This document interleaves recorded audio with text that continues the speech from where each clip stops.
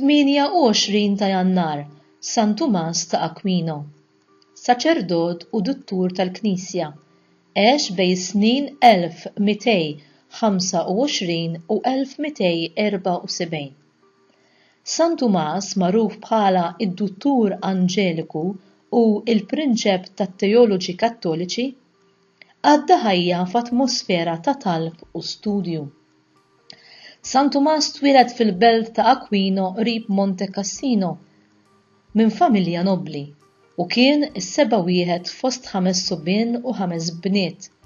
Ta' 5 snin beda jmur għand il-Patrijiet Benedittini ta' Monte Cassino biex jitgħallem l-iskola. Fl-1239 meta kellu 14-il sena daħal l-Università ta' Napli. Hemm iltaqa' mal-Patrijiet Dominikani u daħal magħhom. Ordni ddedikata prinċipalment għat-tagħlim u l-predikazzjoni. Tal-familja ma rridux isir Patri Dominikan.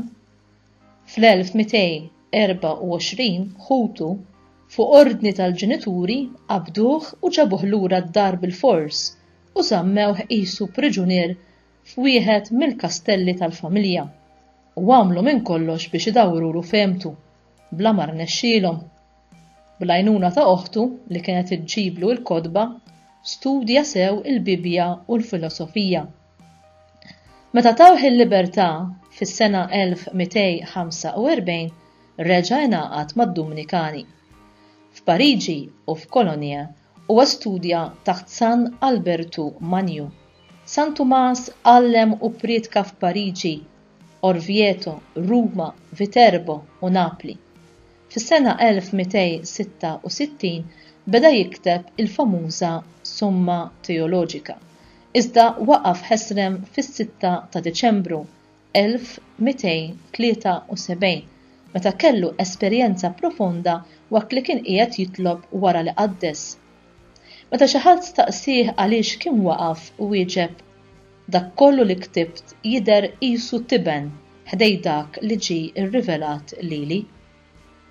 U ħalla ħafna kitbiet oħra li jiġdu il-kobor tal-erf li bih kien imżejjen. Qabel ma kien jibda xi studju, huwa kien l-ewwel isejjaħ l-għajnuna ta' Alla fil-kontemplazzjoni u fit-talb. Is-sintesi ta' San Tumas taqbel ħafna mar-rivelazzjoni divina u mar-raġuni umana. Huwa kien bniedem ta' ħajja sempliċi, lest li jaqdi, silenzjuż u miġbur, b'mod li maħbub minn kulħadd. Aktar minn kulħadd u aktar minn ħadd ieħor huwa kien jifhem l-istudju u x-xjenza bħala mezz ta' qdusija. Maħbub mill-poplu kien jippreferi li jippriedka lin-nies foqra bis-sempliċità u l-bonerjatà, anki aktar minn darba kuljum kif jixed l-ewwel kittieb tal-ħajja tiegħu. San Tumas ta' Aquino kien devot kbir tal-Ewkaristija. Lil dan il-qaddis nafu l-offiċjatura ta' nar il-festa ta' Corpus Christi fejn insibu fost l-oħrajn il-famuż innu Lauda Sion kif ukoll Pangia Lingua, it-Tantum Ergo o Salutaris Ostia, Adoro te devote u oħrajn. Darba kien qed jitlob quddiem il-kurċifiss u sema ktibt tajjeb fuqi Tumas, xi trid bħala rigal. San Tumas wieġeb xejn ħlif lilek mulej. Il-qaddis miet ta' 49 jew 50 sena fis-7 ta' Marzu tal-1274 wara li rċieva il-vjatku meta kien fi triqtu biex fuq it-talba tal-Papa Grigol 10 jieħu sehem fil-Konċilju ta' Leon. Il-festa tiegħu issir fit-28 ta' Jannar b'tifkira ta' meta fl-1368 il-fdalijiet tiegħu ittieħdu f'Tolenza fi Franza b'ordni tal-Papa Urbanu V. Kien iddikjarat qaddis minn Ġwanni 22 fl-1323 u ddikjarat duttur tal-Knisja minn Papa Piju V. Mis-snin li għaddew mill-kanonizzazzjoni tiegħu ebda għalliem ma kien hekk approvat minn papiet u kunċilji daqsu.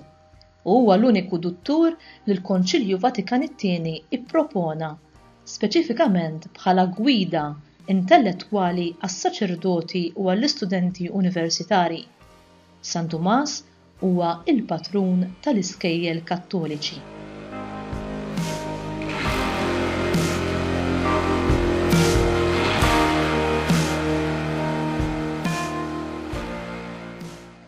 Nixtieq nibda b'talba mill-isbaħ ta' San Tumas ta' Aquino.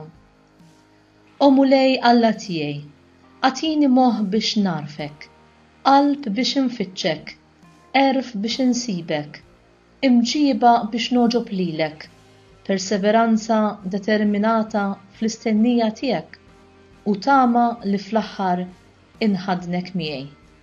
Amen. Peress li San Tumas ta' Aquino kien devot kbir ta' Ġesu fl-Ewkaristija, xtaqt ninkludi parti minn taħdita ta' Dun Hector Sherry dwar strofa minn innu li kitebu li saret fil-Knisja Arċipretari tal-Musta fl-Akkademja fil-100 sena mill-Kungress Ewkaristiku Internazzjonali, ġifieri fis-27 ta' April tas-sena 2013. F'telfa ta' mħabba qawwija ta' bilħaq maġuna ma' kontemplazzjoni taħraq, mill-qalb saċerdotali u l-moħħ għaref ta' San Tumas ta' Aquino ħarġet il-għanja talba magħrufa mill-kliem tal-ewwel vers tagħha: Adoro te devote, jien nadurak bil-qima. Innu Ewkaristiku li ilu jitkanta minn ġenerazzjonijiet ta' nsara tul is-sekli. Innu li jesprimi fidi ħajja fil-ġisem veru u fid-dem veru ta' Ġesu Kristu rxoxt, tassew preżenti sagramentalment għalina taħt tixbija ta' ħobs umli u imbit iħammar. Fis-sitt strofa minn 7 li fija l-għanja inkantaw: O Ġesu hekk twajjeb pelikan qaddis, saffi int lil qalbi b'demmek il-għażiż, li b'qatra biss minnu, O Ġesu maħbub, tista' d-dinja kollha tnaddaf minn kull dnub. Il-kemtej tal-bidu li jiddu b'tifsir qoli, O pelikan qaddis, iqanqlu devozzjoni u mħabba ġewwa fina, imma mhux biss. Kif se naraw, dan il-kliem għandu jqanqalna biex infasslu ħajjitna fuq l-eżempju li tagħna il-pelikan qaddis. Dan in-nom u l-aġġettiv O pelikan qaddis jeħtieġu ftit ta' spjegazzjoni. Mijiet ta' snin ilu u anke fiż-żmien klassiku tal-Greċja u tal-Imperu Ruman kienu jemmnu li dan l-asfur il-pelikan kellu mġiba għal kollox partikolari. Meta ma kienx jirnexxiela issib ikel għal friħ tagħha, il-pelikan kienet tqatta' minn ġisimha stess biex huma ikollhom almenu dak il-ftit biex jitrejqu bih. Għalkemm ir-riċerka tax-xjenzati dawk li jistudjaw bir-reqqa d-dinja tal-asafar tgħid bla tlaqlih li dan il-fatt mhuwiex minnu, fl-istess ħin dan il-ħsieb bir-raġun ifakkar lill-insara f'Ġesu Kristu.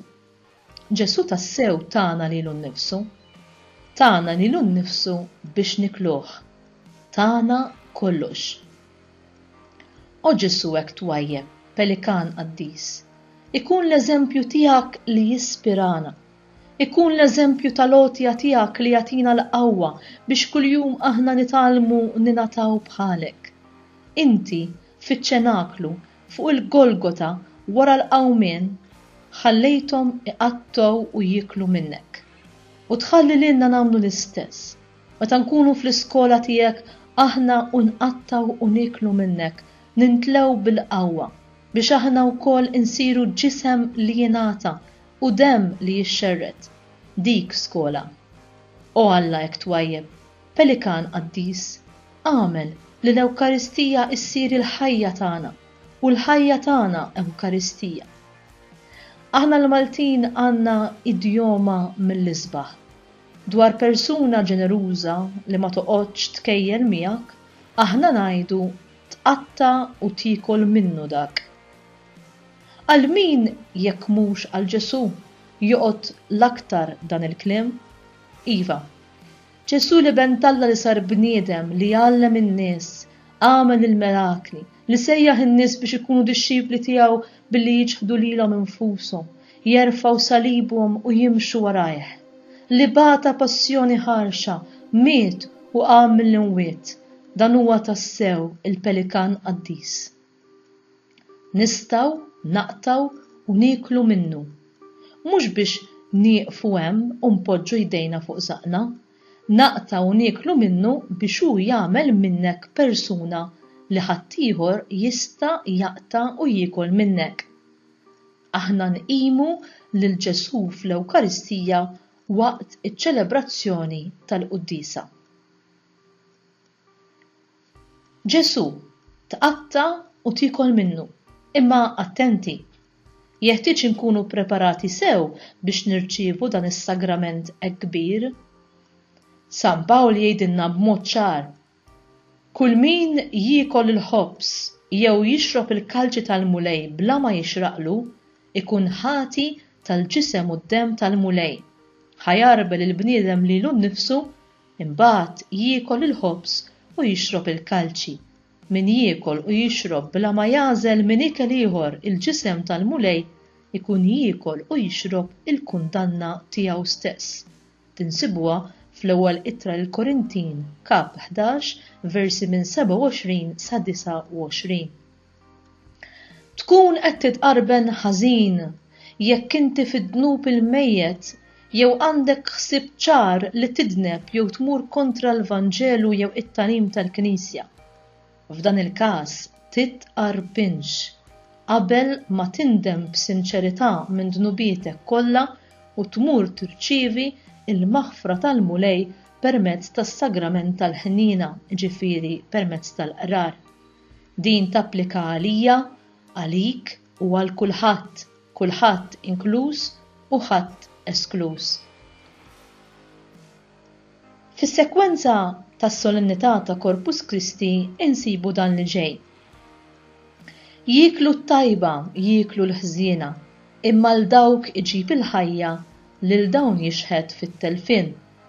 Mew tal-ħżiena ħajja tajba ara kif jinbidel fihom għalkemm jieħdu l-istess ikel. Qed nirreferu għall-Ewkaristija.